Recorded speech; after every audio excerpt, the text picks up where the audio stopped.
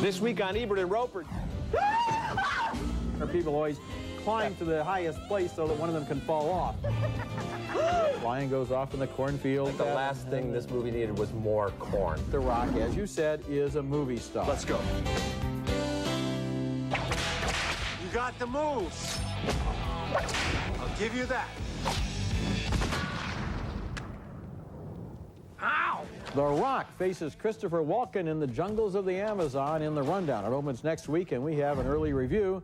One of 6 new movies on this show. I'm Roger Ebert. And I'm Richard Roeper. Cold Creek Manor is a good-looking thriller by an excellent director with strong performances from Sharon Stone and Dennis Quaid. Yet it's oddly flat with an exasperating plot, lots of strange turns, and hardly any legitimate scares. Quaid plays Cooper Tilson and Stone plays his wife Leah. Frazzled to the breaking point by life in Manhattan, they take their 2 children to upstate New York and contemplate buying a sprawling, rundown mansion known as Cold Creek Manor. Can we buy this house, please? It's so cool, can we? I don't know. What do you think, Angel? It's pretty cool. Mom, what do you think? We'll see. I guess that sheriff was just standing in place waiting for Stone to open the window so she could frighten her. Stephen Dorff plays Dale Massey, the ex-convict who used to own the house. I do have one question for you, though.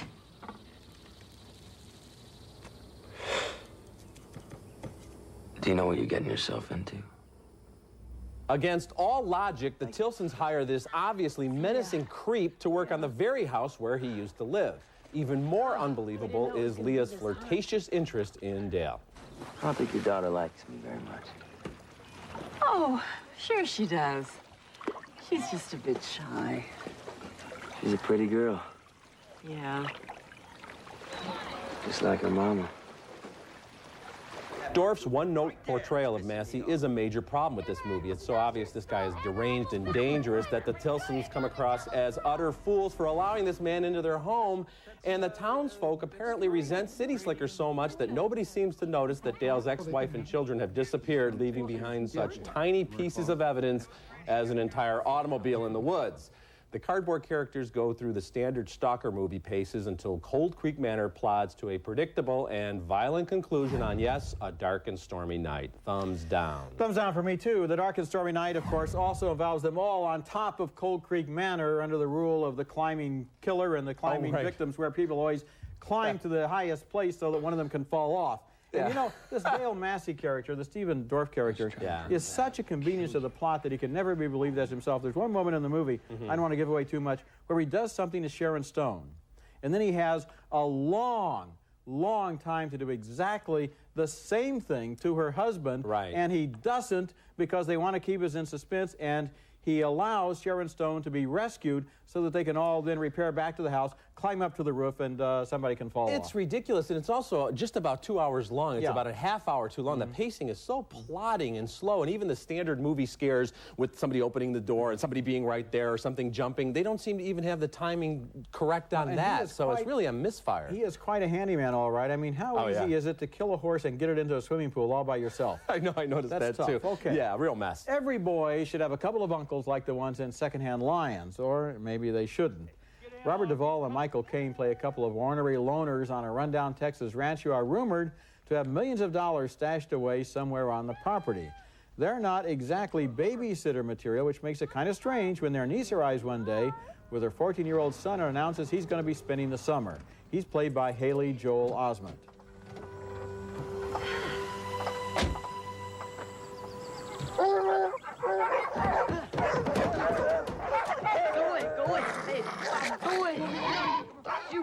Show him you're friendly, honey. Let him smell your hand. Hey. Life on the ranch is weird but wonderful for the kid once he understands that in their own way, the uncles are good guys and they really love him. I'm telling you, take him to the orphanage right this minute. Whether we take him to the orphanage or tie him up and throw him in a lake, it's our business, not yours. The uncles pass the time firing shotguns at traveling salesmen, but occasionally they can be talked into buying something. Can I keep him? I'll look after him and take care of him and feed him and everything. I've never had a pet of my very own before. So, kid, you want to take care of it, nurse it back to health? Good. Then we shoot it. Secondhand Lions is deliberately goofy, and the story is so whimsical and lackadaisical, it takes good actors to keep it afloat. Duvall and Kane and young Haley Joel Osment do exactly that, though, and more. As the kid hears stories about Duvall's adventures in the Foreign Legion and his love affair with a desert princess, he asks himself if these stories can possibly be true, and Duvall's answer is, it doesn't matter as long as you believe it. Well, I didn't even believe it, and I still liked it, especially the way these two old masters, Kane and Duvall, traded laconic dialogue and hardly ever let us see their eyes twinkling. Thumbs down for me. I think Michael Caine is badly miscast in this movie. I didn't believe him for 1 second in that role. And even Duvall, who I love, is doing a role that he's done so many times in much better films. And Haley Joel Osment is at a strange point in his career between childhood and becoming a young man. And I don't think he's comfortable. And he was such a good actor in The Sixth Sense and AI. I don't think he gives a good performance here. Oh, I think he's I don't buy those flashback scenes. They're like cheesy B-movie stuff. Oh, and they're not funny, and they're not that enthralling. And we keep going back and forth. Flashback scenes are not necessarily supposed to be anything more than cheesy B movies. Well, we spend a lot of time with them, though, because that becomes a problem. And all this stuff with Kira Sedgwick's character, it just, to me, there's all these different elements here that don't mesh together to make a compelling story. I can see the point you're making, but on the other hand, isn't it kind of neat about when the lion goes off in the cornfield and when the kid finds what's underneath the barn floor and stuff like that? The last thing this movie needed was more corn, let me tell you. Okay, next, Cuba Gooding Jr. and Beyonce in The Fighting Temptations.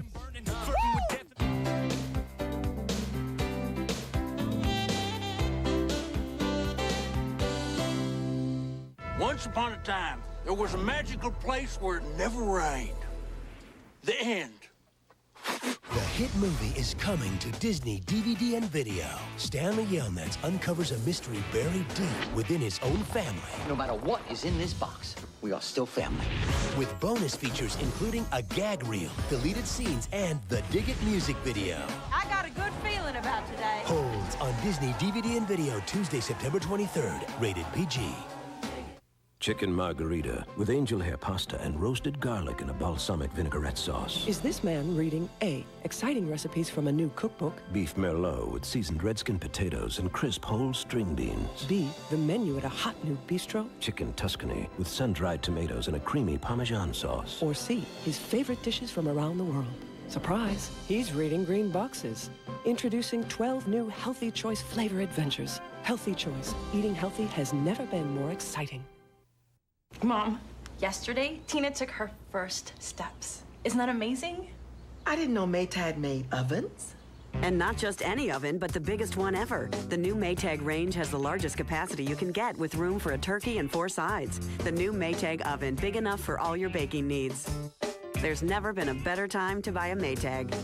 Maytag, depend on us. Now's the time to save at Standard TV and Appliance in Portland, Beaverton, Tigard, and Bend. Smart buyers, this is it. Buick Closeout 2003.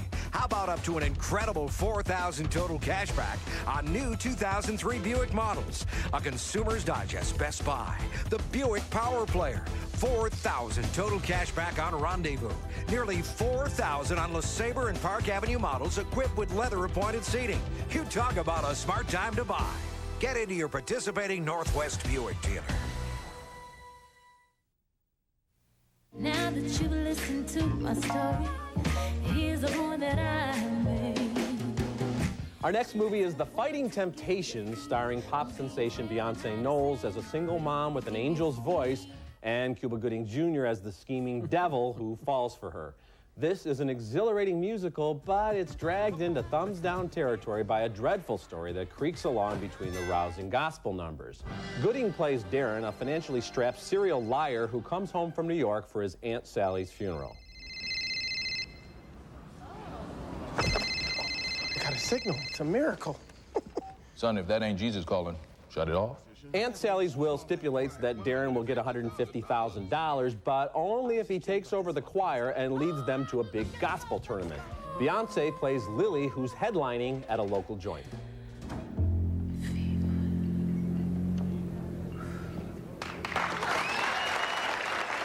Soon, Darren has assembled a wacky cast of singers for his choir, including some barbers played by the OJs and some hardcore prison inmates, including the hip-hop artist known as T-Bone. Hell should die. Elohim got me tripping, y'all. Now we're laying down all of my burdens because I don't want to be left and burning. Flirting with death and The Fighting Temptations borrows from the Blues Brothers, Sister Act, and every movie about an advertising executive who has an epiphany during a presentation and dashes back to the small town and the girl he loves. Gooding is more desperate than a puppy dog to win our affections as he bounces and twirls and mugs all over the place. And Beyonce's a gorgeous talent, but she's not quite there yet as an actress. The Fighting Temptations would have been a much better movie if they'd trimmed about 20 minutes from it, 20 non-musical minutes. I say buy the soundtrack, you can skip the movie. If you skip the movie, you're going to be missing a really great comedy with a lot of human nature in it, and that's what I liked about this movie. I grant you, the plot is on autopilot from beginning to end. We know everything is going to happen. Yeah. That didn't bother me because this movie is filled with so many great character actors, such a depth of interesting characters and funny lines and funny performances and zingers and personal observations and put-downs. It reminded me of Barbershop. I missed a lot of those zingers, and I thought you had a lot of cardboard characters who were brought in. Oh, let's get the three wacky prison inmates, and with one guy's got the high voice, and the church organist. You have three prisoners in the choir? Oh, because it's like something out of sitcom world. You know, they're wearing their outfits that say inmate on the back. But of course, this is a sitcom. It's just eye-rolling. I think it's great that guards with shotguns are guarding them while they're singing in the choir. Oh, you know, like, well, as I said, we saw that in Blues Brothers 20 years ago as well. Okay, coming up next, The Rock breaks through in the rundown.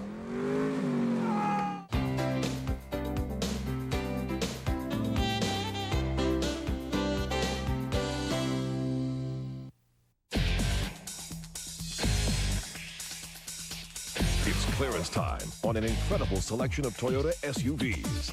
Make time now and get as low as 2.9% financing on the roomy Sequoia, smooth-riding Highlander, or playful RAV4. Or get $1,000 cash back on the sporty RAV4, spacious Highlander, or the versatile Sequoia. Toyota time. The time is now. See your local Toyota dealer. Hey, kids! Can we go to McDonald's? McNuggets Mania just flew into McDonald's for a limited time. Now you can get a 6-piece chicken McNuggets for just $1. We're getting closer. Or a 10-piece McNuggets for just $1.69. We're almost there. 6 or 10 crispy golden chicken McNuggets. There it is! Don't forget to add a Dr. Pepper and world-famous fries to this amazing deal. Can we have dessert too? Who is this woman? Donovan McNabb and his mom are coming to your home. Hey, what's going on, Ben? Come on in. Where's the kitchen? Back here. And they're bringing dinner. Can't believe these guys. Campbell's Chunky Chicken Corn Chowder. Now heartier with even more chicken. Sure beats another frozen dinner. One game before you go. I'm McNabb.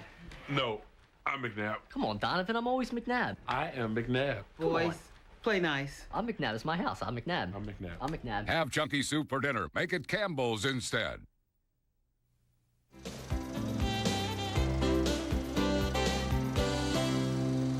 I've had a crush on you since we met. Couldn't you tell the way I was ignoring you? There was something compelling about your apathy. Woody Allen's new movie, Anything Else, stars Jason Biggs as a would-be writer who is crazy in love with Christina Ricci, who is just plain crazy. We gave it 2 thumbs up on last week's show. It opens this weekend. Yeah, great performances in here, and it's just a wonderful screenplay by Woody Allen.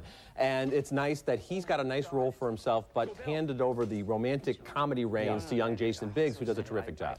I love the fact that his dialogue is so smart, and you can just listen to the whole movie without people just saying dumb things all the time. Okay, next movie. Werewolves and vampires fight their Armageddon, and humans are the prize in the new thriller Underworld. Kate Beckinsale stars as Celine, a sexy vampire leader who obviously has an unlimited charge account at North Beach Leather.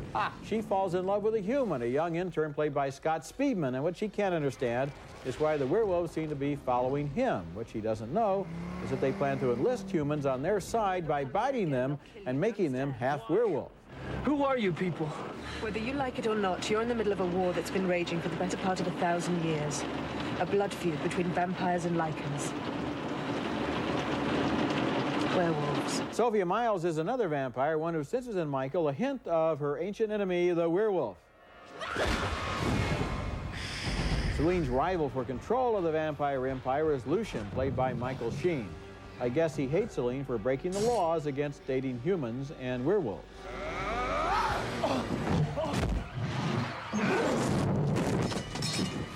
Now, the idea behind this movie is an intriguing one. Werewolves and vampires and a final showdown with lots of rules about who gets bitten by whom and what happens then. But the movie is essentially a mindless video game that hardly ever stops to explain anything. The characters strut around putting on a fashion show, and then it's time for another endless action scene. The first dialogue in the movie doesn't even occur until 15 minutes in, which means we didn't understand anything that happened before that, but that's okay because we don't much care about anything that happens later either.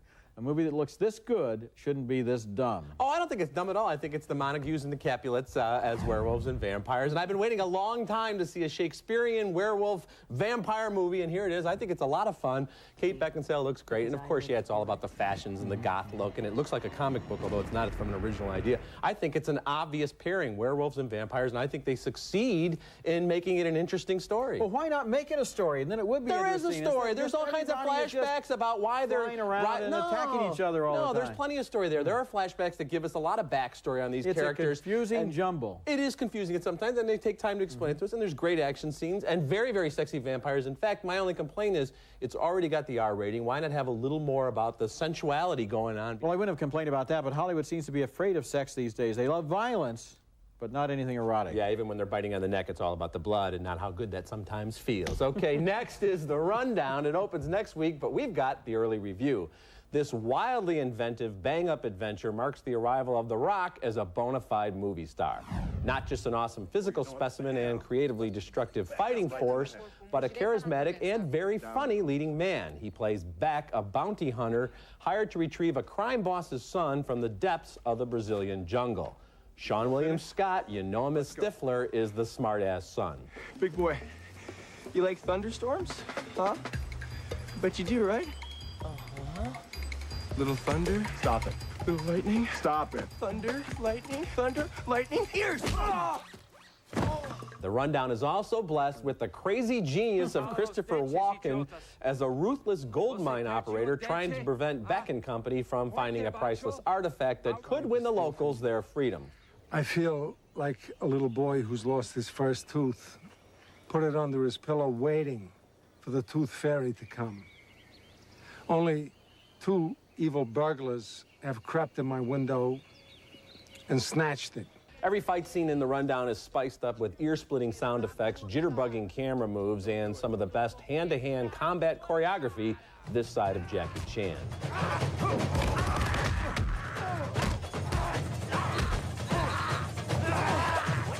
It's like spinning Tarzan jiu-jitsu. Director Peter Berg infuses The Rundown with dozens of innovative shots, though at times he's like a guitar soloist who doesn't know when to quit. You don't really need strobe lights and rapid-fire cuts when you've got The Rock on your side. But from the opening scene where The Rock dismantles an entire NFL offensive line to the climactic showdown pitting him against dozens of snarling villains, The Rundown is a great action ride that's funnier than most pure comedies. I don't care what the calendar says. This is the best summer escapist film of the year. I agree with you about this movie, and I agree with you about The Rock. And there are two other star-making performances here, I think, by Rosario Dawson and Sean William Scott. We've seen them before, but not this way. Dawson expands from urban roles into a convincing and sexy action heroine, and Scott shows the irreverence that was so important to the American Pie pictures. It's kind of unusual for a big movie like this to star three relatively new faces, but boy, they come across so strongly. That's a good point. This movie is just pure entertaining. Yeah, you're right. It is kind of rare to see three kind of up-and-coming stars. And Rosario Dawson, I think ever since Kids, that film, that you know, I saw star potential there. And Sean William Scott, sometimes when you're in a movie like those American Pie movies and he's so well known as Stifler, you think, is this guy going to be able to break through? But he's showing that he's got it. And then, of course, when you got Christopher Walken, that right there, my thumb's already going this way when he's in a movie. He's got one of his patented monologues. This time it's about the Tooth Fairy, and he's trying to explain the Tooth Fairy to people who don't speak English and have never heard of the Tooth Fairy. And so he's got this wonderful point that he's making that everybody misses, and then he gets all frustrated. Walken is almost worth the price of admission in any movie that he's in. And the thing about The Rock is he's so comfortable, even with the quieter moments in dialogue, where a lot of times action stars, athletes, or wrestlers, if you will, turned actors, you have to cover for them. You can let him carry the film even when they have some slower moments. You can see in this movie that The Rock, as you said, is a movie star. He may be limited. I don't think we're going to see him in a lot of Eugene O'Neill right away, but he's got the relationship with the camera and with himself that really is convincing. Yeah, real lot of fun this film was. When we come back, Daryl Hannah is waiting to adopt a Mexican child. She's checked into Casa de los Babies. That'd be awesome. Visit our website at ebertandroper.tv or at movies.com.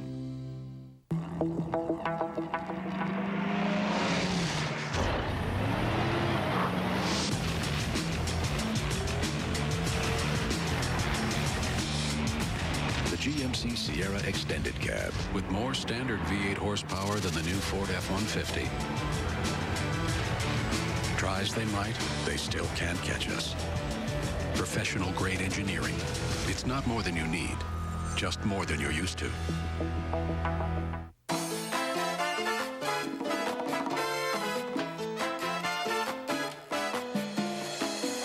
Where will you be when your diarrhea comes back?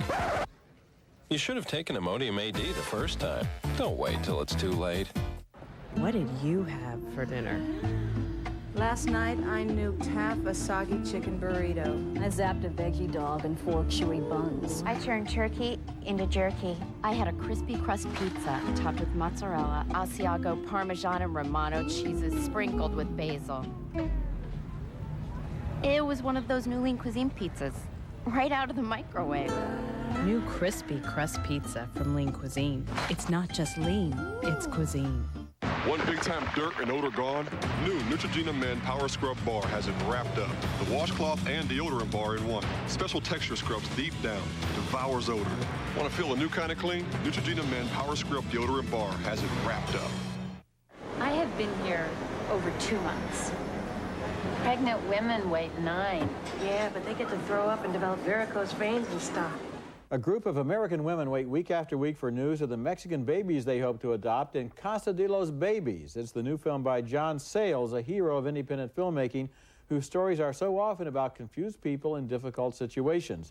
This time he has no heroes, no villains, just babies caught in the middle between sad people. As they wait for a call from the orphanage, the women sunbathe, daydream, drink, have lunch, and gossip. The whole thing is such a game. They're just doing what they think is best. For their bank accounts. Why do you think they've got us down here for so long? They're gonna make us earn our babies. It's part of the balance of trade. That's Marcia Gay Harden as the malcontent, and we also saw Susan Lynch, Daryl Hannah, Lily Taylor, and Mary Steenburgen. The women don't worry about what kinds of mothers they'll be, but they worry about what kinds of mothers each other will be. I know you guys aren't supposed to diss anybody, but you gotta admit, she's a sociopath. Is that anything like a psychopath? With a lower body count, yeah. Then why are we letting her have a child? Rita Moreno plays the owner of the motel. She's seen a lot of mothers and babies come and go and has a different political outlook than her son, played by Juan Carlo Vives. ¿Tú y mi tío Ernesto traficando niños? Damos un servicio. Un servicio para yanquis con plata. ¿Estarías más contento si las mujeres ricas fueran de aquí? ¿Sábelo todo? Son unas parásitas. In an ordinary film, there would be an obvious plot about neurotic mothers, scheming officials, or babies in danger, but Casa de los Babies doesn't want us to get all worked up over plot manipulations. It simply asks us to consider these lonely women and an economic system that lets them adopt other people's babies. Nobody's evil, it's just the way things are. Sayles allows all of his actresses at least one big scene, and the story that Daryl Hannah tells about her character's miscarriages is truly heartbreaking.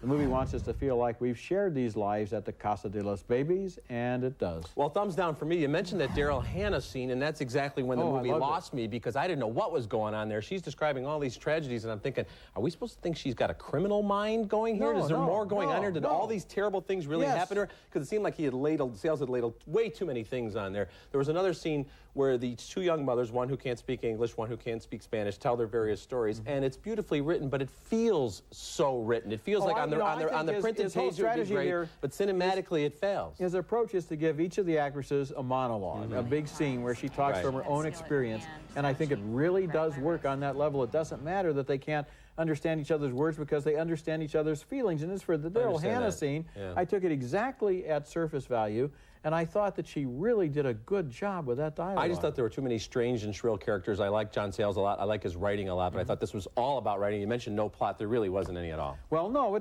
I kind of like the fact that it's just about these people in this place. Okay, looking ahead to next week's show, Drew Barrymore and Ben Stiller have The Neighbor from Hell in Duplex.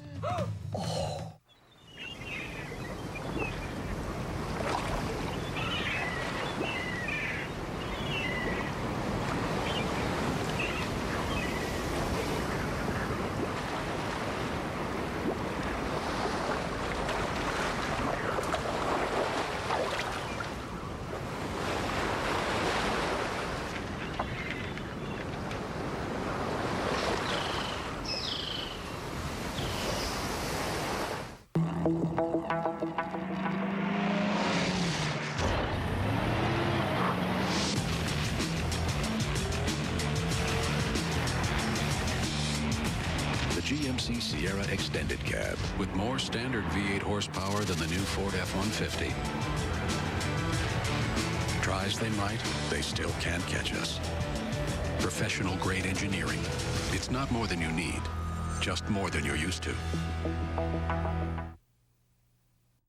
At Quest, we live among our small business customers. So we talk to them a lot about their communication needs. And what they tell us is, make it really simple, predictable, affordable. Bueno, esto es para ellos. Introducing unlimited possibilities for small business. Unlimited local service with unlimited long distance plans. All for one low price. All on one bill from Quest. We're making it easy for small business to do business with us. That's our spirit of service.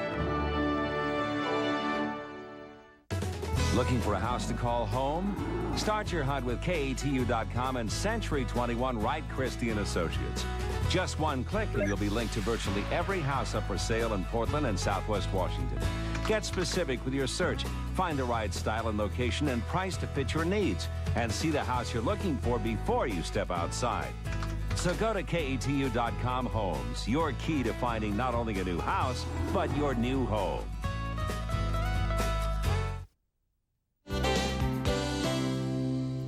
Okay, recapping this week's movies, 2 thumbs down for Cold Creek Manor. We split on Secondhand Lions. We split again on The Fighting Temptations. We split yet again on Underworld, but 2 thumbs up for The Rundown. It opens next week. We split on Casa de los Babies, and anything else got 2 thumbs up on last week's show. It opens this weekend. Remember, you can hear all of our recent reviews at ebertandroeper.tv.